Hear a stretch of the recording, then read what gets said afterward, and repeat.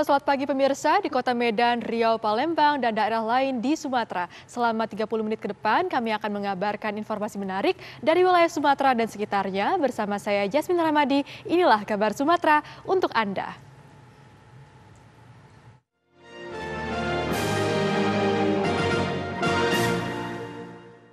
Aksi pada tanggal 8 Juli 2022, saudara berada di Komplek Polri Duren 3, apakah benar begitu? Betul. Benar.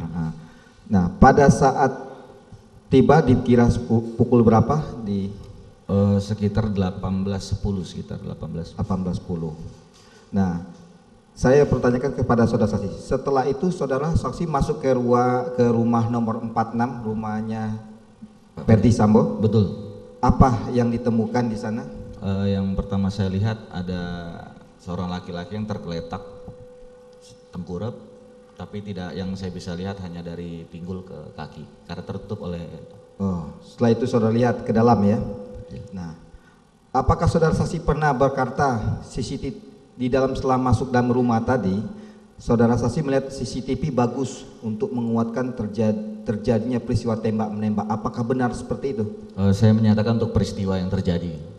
Betul, tapi menyampaikan dengan siapa? Dengan waktu itu karena saya lihat ke atas, saya hanya menyampaikan begitu. Kemudian saya didatangi oleh Pak Ferdi Sambo, dibilang bahwa itu rusak. CCTV itu rusak. Betul. Apa jawaban saksi pada situ? Saya hanya jawab siap. Setelah itu saya keluar. Siap jenderal itu. Siap. Oh begitu, benar ya. Terus saudara saksi setelah menyampaikan seperti itu, saudara saksi disuruh untuk mengikuti otopsi. Nanti kamu ikuti otopsi. Apakah betul? Perintah siapa? Pak Ferdi Sambo. Ferdi Sambo. Baik. Nah, apakah saudara saksi pernah disampaikan oleh Ferdi Sambo, nanti kamu dampingi anak-anak diperiksa Richard, Ricky, dan Pak Kuat? Apakah pernah? Betul. Nah, pernah. Apakah itu pemeriksaan langsung dari pihak ada Polres Jakarta Selatan atau langsung dari pihak Paminal? Itu yang memeriksa yang pertama dari Provos. Setelah diperintahkan untuk ikut otopsi, kemudian tidak berapa lama dipanggil lagi untuk mendampingi Ricky, Richard, dan Kuat. Itu di tanggal berapa? Di tanggal 8. Masih tanggal 8 Juli? Masih tanggal 8. Sekira pukul berapa disampaikan seperti itu? Sekitar 19.30 atau jam 19. 20, hampir setengah 9 malam? Ya. 20? Sekitar itu. Sekitar itu ya.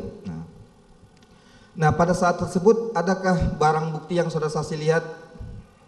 Di saat itu belum ada saya lihat. Belum ada? Belum. Apakah ada pihak dari penyidik Polres Jakarta Selatan? Ada. Apakah ada melakukan pemeriksaan? Untuk pemeriksaan hanya saya lihat di dalam masih melihat TKP saja. Masih lihat TKP? TKP. Karena yang di dalam hanya Richard. Richard. Itu kenapa masih dari pihak dari penyidik Polres Jakarta masih di TKP? Apa masih diambil dari Paminal yang saksi lihat? Yang saya lihat di dalam ada Provos sama ada dari Polres. Oh begitu. Ya. Nah, setelah selesai saksi pada saat di TKP kemana selanjutnya? Setelah itu saya diperintahkan mendampingi Ricky, Richard, dan Kuat ke Provos. Ke Provos. Ya. Siapa saja berada di Provos tersebut? Waktu awal saya, Ricky, Kuat, Richard. Selain saksi tersebut, nama-nama tersebut ada lagi nggak? Selain dari ada Irfan atau ada Arif Rahman atau Agus Nurpatria atau Hendra Kurniawan? Dari Pak Arif tidak ada, dari Irfan tidak ada. Sekitar pukul 21 atau 22 saya lupa. Kemudian datang Pak Ferdi Sambo, didampingi ada Pak Hendra Kurniawan, ada Pak Agus Nurpatria, ada Pak Sugeng waktu itu Sesro Provos, kemudian ada Pak Beni Ali, ada Kasat Reskrim, dan ada AKP Samuel. AKP Samuel. Ya. Itu masih dalam pemeriksaan integrasi atau bagaimana situasi di sana di Provos tersebut? Setahu saya interogasi waktu itu. Integrasi, belum ada pihak penyelidikan atau pemeriksaan atau belum ada? Belum ada. Di tanggal 9 Juli, apakah saudara saksi pernah disampaikan oleh Hendra Kurniawan, Karo Paminal, menunjukkan WhatsApp Ada. Apa itu WhatsApp-nya? Terkait WhatsApp pembicaraan antara Ibu Putri dengan adik almarhum Joshua. Adik Joshua. Apakah bahasanya menurutmu apa maksudnya? Apakah itu disampaikan oleh Hendra Kurniawan? Ya, beliau sampaikan ini menurutmu nih ada hubungan apa tidak? Kalau saya baca saat itu hal yang biasa karena kan memang Ibu Putri kalau berbicara seperti itu. Tahu nggak apa isinya? Yang saya ingat pembicaraan masalah waktu itu ada Hut Bayangkara datang ke rumah, hanya seperti sebatas itu. Begitu ya. Penyampaian. Di tanggal 9 Juli 2022, apakah saudara saksi berada ke lokasi komplek Polri Duren 3 tersebut? Ada. Apakah saudara saksi pernah bertemu dengan Irfan Widianto? Ketemu. Sekira pukul berapa? Itu sekitar pukul 17. 17. Apa tujuan saudara saksi berada di sana? Karena diperintahkan dari tanggal 8 Juli untuk mendampingi Ricky Kuat dan Richard. Kemudian pada saat dibawa ke Duren 3 untuk dilaksanakan prarekon. Jadi saya masih ada di situ dan ditambah ada Pak Ferdi Sambo juga di situ. Perintah seperti itu. Betul. Nah, saksi melihat Irfan Widianto itu sedang apa? Kok bisa bertemu? Bagaimana caranya bertemu? Bisa sudah saya jelaskan. Irfan Widianto saat itu melewati saya. Kemudian melewati saya tanya mau kemana, dia dijawab izin bang mau mengamankan CCTV. Mengamankan CCTV. Bahasa mengamankan CCTV itu yang dimaksud saudara saksi CCTV yang mana? Waktu jalan dia dari arah Pos Satpam menuju ke rumah Pak Ridwan. Pak Ridwan. Ya, karena kan ada dua CCTV. Dua CCTV. Depan rumah Pak Ridwan sama di tikungan di situ ada sebelah kiri. Satu CCTV rumah Pak Ridwan, ya. Satu lagi CCTV yang di depan rumahnya Pak Ridwan. Di depan rumahnya Pak Ridwan. Itu mengarah ke rumah Pak Ridwan itu mengarah rumah siapa itu? Kalau rumah Pak Ridwan kalau tidak salah arahnya ke jalan ke depan. Ya. Kalau yang dekat tikungan sana kalau tidak salah ke arah sana. Mengarah ke rumah nomor 46 kah? Rumah Ferdi Sambo? Sebaliknya. Sebaliknya. Ya. Nah, setelah saudara sisi bilang seperti itu, apa tindak lanjutnya Irfan Widianto? Setelah itu Irfan menjawab, siap bang, karena saya minta nanti kalau memang selesai dititip ke saya. Nah, dititip ke saudara saksi. Betul. Kenapa saudara saksi mengambil ahli titip kepada saudara saksi itu? Maksudnya apa? Siapa yang menyuruh untuk memerintahkan saudara saksi agar ini CCTV titip dengan saya? Tujuannya siapa? Tujuannya apa? Siapa yang menyuruh? Yang menyuruh tidak ada saat itu. Karena saat itu saya kan sebagai SPRI. Jadi saya sulit menjelaskan di persidangan sebelumnya sebagai SPRI itu seperti apa. Karena saat saya menjadi SPRI Pak Kadif Propam, jujur saja bahwa SPRI itu tidak ada jabatan strukturalnya, sehingga SOP-nya juga tidak ada.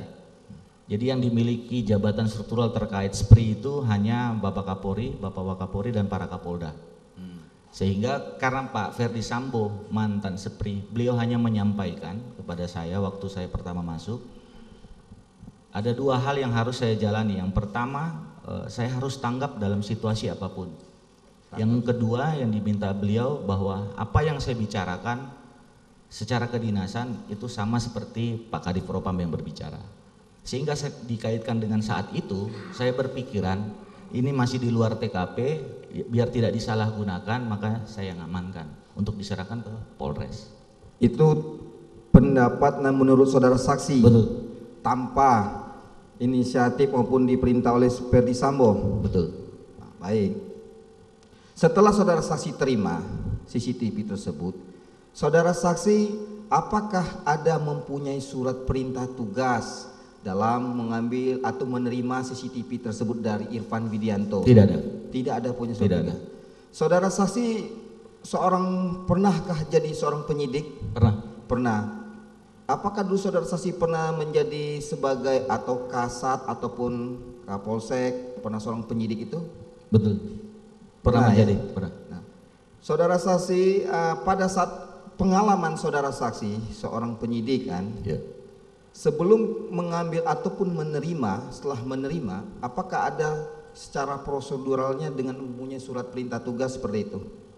Secara proseduralnya. Maksudnya pada saat menerima. Iya.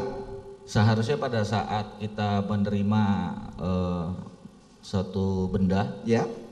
maka harus dibuatkan langsung oleh penyidik untuk dibuatkan penyitaan. Buat penyitaan. Betul.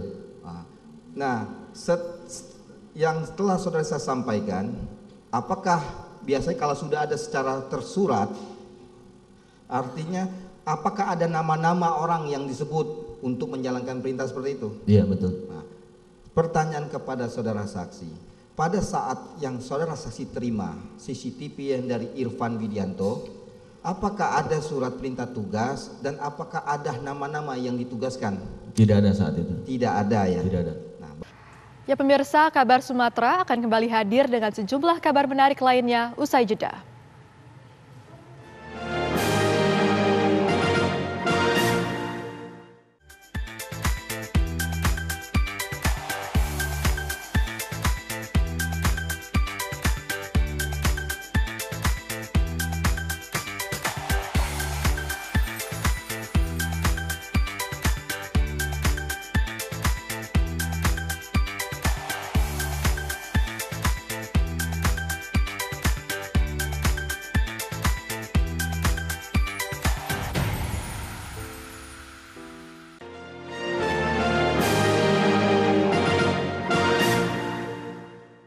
sudah kami majelis, apakah Lanjut.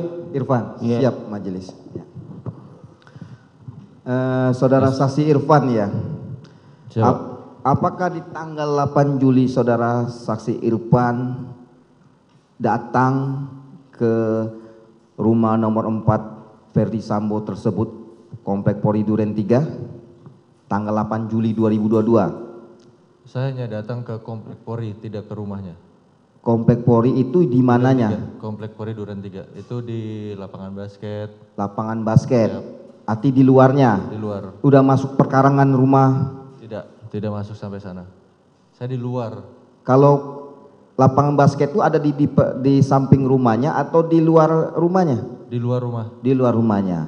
Kenapa saudara si datang ke sana ke tempat tersebut? Tujuannya apa? Karena kan saya diperintah kanit saya untuk mendampingi beliau. Saya bawahannya langsung kanit saya. Saudara saksi langsung mengikuti kanit saudara. Siapa nama kanit saudara? AKBP Ari Cahya. AKBP Ari Cahya. Siap. Saudara saksi itu pada saat datang, saudara sebagai anggota Paminal atau di luar Paminal? Saya sebagai anggota Bareskrim. Anggota Bareskrim. Siap. Berbeda dengan Paminal? Berbeda. Berbeda. Bagaimana saudara saksi datang diajak sama AKBP Ari Cahya ya? Siap. Bagaimana caranya diajak seperti tersebut? Saat kami lagi di kantor, Pak Ari Cahya mengajak saya, "Pan, ikut saya." Ikut saya katanya. Dengan menggunakan apa? Dengan menggunakan motor. Motor. Pada saat tersebut saksi berada di kantor, di Bareskrim. Dia di kantor. Nah, sekira pukul berapa saudara saksi berangkat naik motor bersama Ari Cahya? Sekitar jam setengah 6 lewat. Setengah 6. Masih dengan berpakaian dinas atau baju preman? Baju preman kalau Baju Bareskrim preman kan. dalam dinas, di luar dari baju dinas ya. Siap. Nah, siapa yang membawa motor tersebut menuju ke tempat lokasi? Saya. Saudara saksi. Setelah saudara saksi tiba di rumahnya nomor 46 tersebut, itu rumah siapa? Saya sebelumnya tidak langsung ke rumah 46, tapi ke rumah Pak Sambo yang di Bangka. Kenapa rumah Bangka? Saya tidak tahu, perintah kanit kan ke rumah Bangka. Nah, setelah tersebut Sampai sana ternyata situasi sepi. Saya nggak tahu kanit saya telepon siapa, pindah Pan, geser ke Duren 3. geser langsung ke Duren 3. Siap. Setelah tiba di Duren 3, itu apa yang saudara saksi lihat di sana? Siapa saja orang yang di sana? Yang saya lihat ada cukup ramai orang, terutama dari Propos. Dari Propos. Siap. Siapa saja selain Propos? Saya tidak kenal. Tidak kenal. Saudara saksi melihat Cuk? Tidak, Tidak melihat. Tidak. Melihat Arif Rahman? Tidak. Tidak. Nah, setelah saudara sampai, apa arahan yang saudara saksi terima di sana? Kan saudara kan mengikuti kanit saudara, arahannya apa?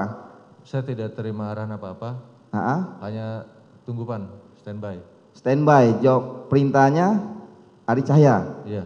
Nah, setelah standby, setelah menunggu standby tersebut, ada nggak perintah lain dari Ari Cahya? Tidak. Tidak. Nah, saudara saksi itu mengikut perintah dari Ari Cahya, bukan dari Ferdi Sambo? Tidak, ada dari Ari Cahya saja. Dari Ari Cahya. Karena kanit saya langsung. Nah, setelah saudara saksi datang di lokasi tanggal 8 Juli, sampai jam berapa saudara berada di sana? Jam 9 malam. 9 malam. Saya pulang. Saudara saksi sempat nggak masuk ke dalam rumah? Tidak.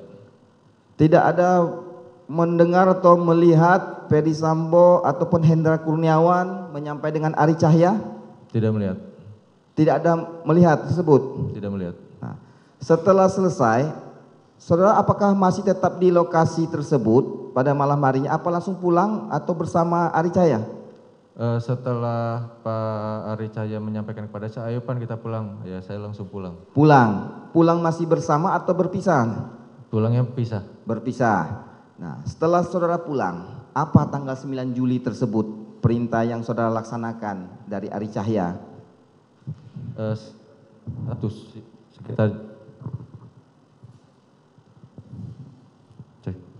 Sekitar jam 1 siang. Jam 1 siang? Jam tanggal 9 saya ditelepon oleh Pak Ari Cahya. Pan kamu merapat ke Duren 3, nanti temuin Pak Agus Nurpatria. Agus Nurpatria. Itu yang disampaikan Ari Cahya. Siap. Nah, yang sepengetahuan saksi, Ari Cahya menyampaikan tersebut dapat perintah dari siapa? Apakah Agus Nurpatria atau Hendra Kurniawan? Saya tidak tahu. Tidak tahu. Karena waktu itu komunikasi kan lewat telepon. Melewat telepon, saksi apa enggak pernah bertanya dengan Ari Cahya? Tidak. Tidak. Nah, setelah saksi dapat arahan oleh Ari Cahya untuk merapat ke Duren 3, tujuannya apa perintahnya itu? Setelah sampai di Duren 3 saya telepon lagi, Bang izin saya sudah sampai di Duren 3, perintahnya Bang. Langsung Pak Ari Cahya bilang, ini ada nomor, ini saya kirim nomor telepon Pak Agus, kamu menghadap untuk ketemu beliau, tanyain perintahnya apa. Setelah sampai saudara dapat dikasih nomor telepon Agus. Nah, apakah saudara saksi menghubunginya? Menghubungi Agus tersebut? Saya menghubungi. Menghubungi. Nah, saya mau bertanya kepada saksi dulu. Pada saat saudara saksi datang ke komplek Polri Duren 3 tersebut, ada nggak surat perintah tugas dari kanit saudara? Secara tertulisnya? Kalau surat perintah tugas saya tidak tahu. Tidak tahu? Saya tidak terima. Tidak terima. Biasanya pengalaman saudara saksi, apakah saksi pernah melakukan seorang penyidik, mungkinlah sudah profesional juga kan, sepengetahuan saudara saksi dalam untuk ke lokasi ada nggak surat tugas? Surat tugas secara umum saya punya untuk melakukan penyelidikan. Kalau biasa dalam penyidik, bukan di konteksnya komplek Polri Duren 3? Tidak, secara umum. Secara umum ada biasanya? Untuk melakukan tugas penyelidikan di bidang kepolisian. Ada? Karena kan saya di reserse. Reserse, ada nggak ditugaskan nama-namanya, timnya yang harus ke lokasi biasanya seperti itu? Kalau khusus ke Duren 3 tidak ada. Kalau biasa untuk pengalaman saudara saksi, biasa Ada. orang penyidik? Ada. Ada, tapi untuk konteksnya di komplek Polri Duren 3 tidak ada? Tidak ada. Baik. Nah, setelah saudara saksi menghubungi Agus Nurpatria, apa yang disampaikan Agus tersebut? Setelah saya menghubungi, saya ditanya, saya di mana, posisinya kamu di mana? Saya di luar komplek. Terus kemudian ya sudah masuk sini. Saya masuk ke dalam, langsung ketemu Pak Agus di depan gapura. Di depan gapura mana? Gapura pintu masuk lapangan basket. Pintu lapangan basket. Siap. Nah, pada saat ketemu di sana, siapa yang ada di sana selain Agus? Siapa saja orang-orang di sana yang saksi kenal dan saksi lihat? Saat itu saya ketemu Pak Agus saja, tapi memang situasinya lagi ramai. Rame. Ya.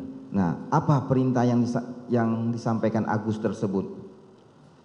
Ketika bertemu di gapura, langsung ditunjukkan CCTV yang ada di depan gapura, depan lapangan basket yang mengarah ke jalan. Lapangan basket yang mengarah ke jalan. Ke jalan. Terus? Kemudian ditunjukkan, kamu tahu nggak ini DVR-nya di mana? Saya jawab, saya tidak tahu. Nah, itu Agus bilang, kamu tahu nggak DVR-nya di mana? Iya. Apa jawaban Agus? Nah, saya jawab kan saya tidak tahu. Ya. Kata Pak Agus, kayaknya ada di pos satpam, nanti kamu cek ya. Habis itu kamu ambil sama ganti yang baru. Kamu ambil, kamu ganti yang baru. Siap. Itu perintah yang oleh Agus. Siap. Nah, setelah sampai penyampaian, ada lagi nggak penyampaian yang lain? CCTV yang mana lagi? Setelah ditunjukkan itu saya jawab siap, terus kemudian saya diajak berjalan sambil dirangkul ke rumahnya Bang Ridwan.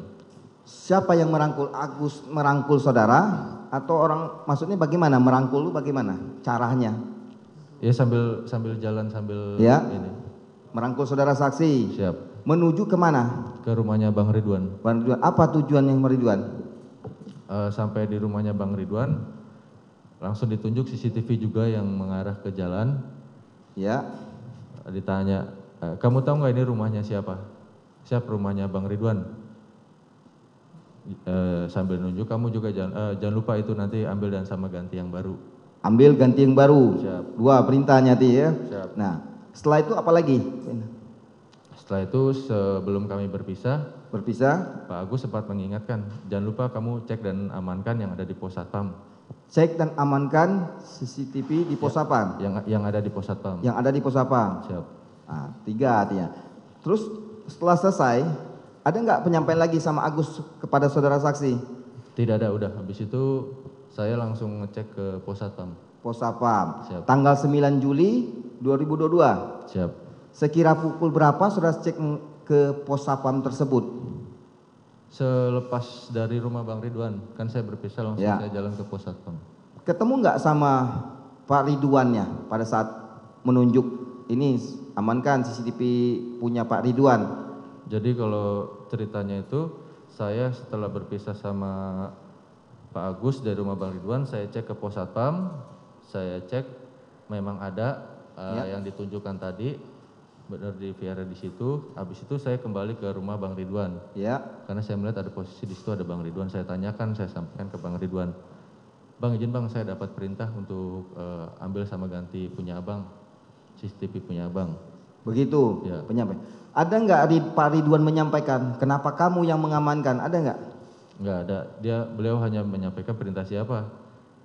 Saya sampaikan perintah sambil saya menunjuk ke belakang. Karena pada saksi Ridwan kembali jadi saksi, dia bilang kenapa kamu yang mengambil? Kan harusnya Polres Jakarta Selatan. Ada nggak? Siap, tidak ada. Yakin kamu? Yakin. Oh, baik, kalau memang keterangan saudara saksi ya, begitu. Nah, Kami akan kembali hadir dengan sejumlah kabar menarik lainnya. Tetap bersama kami.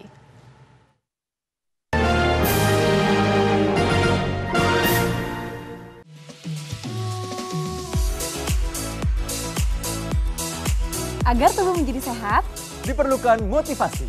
saksikan Hidup Sehat dan Hidup Sehat Plus Setiap Senin sampai Jumat. pukul 9 pagi. Hanya di TV One.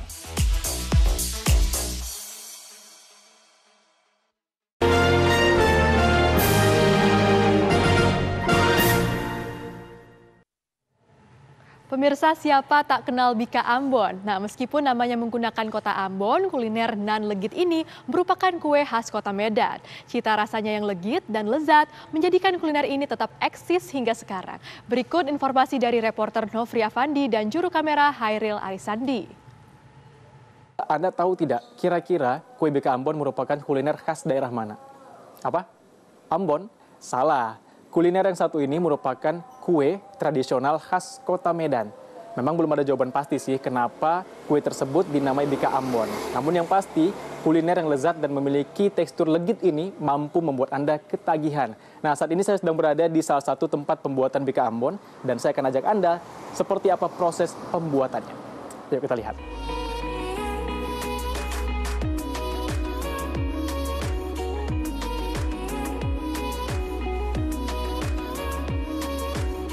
Saat mendengar nama Bika Ambon, banyak yang mengira kalau makanan ini termasuk dalam daftar kuliner khas Ambon, Maluku. Padahal, Bika Ambon adalah panganan Nusantara dari Medan, Sumatera Utara. Bika Ambon memiliki ciri khas berwarna kuning dan memiliki rongga-rongga di bagian dalamnya. Kue ini punya cita rasa dan aroma yang khas, sehingga membuat siapapun ketagihan untuk menyantapnya. Di Kota Medan, kue Bika Ambon sangat terkenal dan kini warnanya tak hanya kuning saja. Berbagai varian warna sudah dapat ditemukan sesuai dengan rasa dan juga selera. Nah, pemirsa, saat ini saya sudah berada di dalam untuk melihat proses pembuatan Bika Ambon. Dan di sini kebetulan Pak Slamet selaku pengusaha Bika Ambon sedang membuat adonan Bika Ambon di sini. Kita samperin aja pemirsa. Assalamualaikum Pak Slamet. Waalaikumsalam. Ya Pak, lagi sibuk nih buat adonan? Ini lagi proses pembuatan Bika Ambon. Oke, kebetulan saya pengen tahu nih Pak, kira-kira adonannya itu apa aja sih dan bagaimana sih proses pembuatannya, bisa dijelasin Pak? Oh, pertama kita siapkan dulu santan kental, santan kelapa. Nah, santan kelapa ini yang udah dimasak dari daun pandan, terdiri dari daun pandan dan daun jeruk purut. Nah, kita masak sampai mendidih. Nah, setelah mendidih kita dinginkan, kemudian sudah siap untuk diadon dengan tapioka, tepung tapioka. Ini dia ya. Tepung tapioka kita masukkan. Kalau untuk segini Pak, untuk berapa banyak diproduksi ini Pak? Ini untuk 15 kotak. 15 kotak. Iya. Porsi 5 kilo santan, 5 kilo gula, 5 kilo tepung. Nanti setelah lembut dia kalis, mau dimasukkan telur kuning telur yang tanpa putih telurnya. Ini ada berapa butir Pak kira-kira untuk 15 kotak ini? Ini 200 butir. 200 butir? Iya. Ini udah bisa dimasukin Pak ya? Ya, udah lembut ya, udah mulai lembut.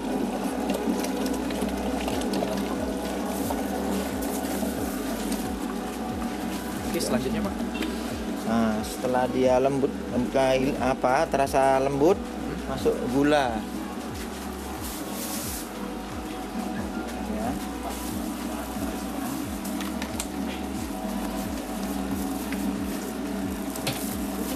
Untuk gula ada berapa banyak Pak untuk ukuran 15 kotak ini kira-kira ini? Gulanya 5 kilo juga. 5 kilo. Ya.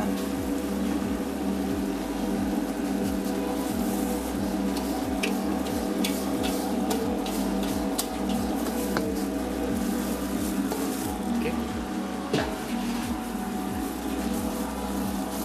Selanjutnya Pak?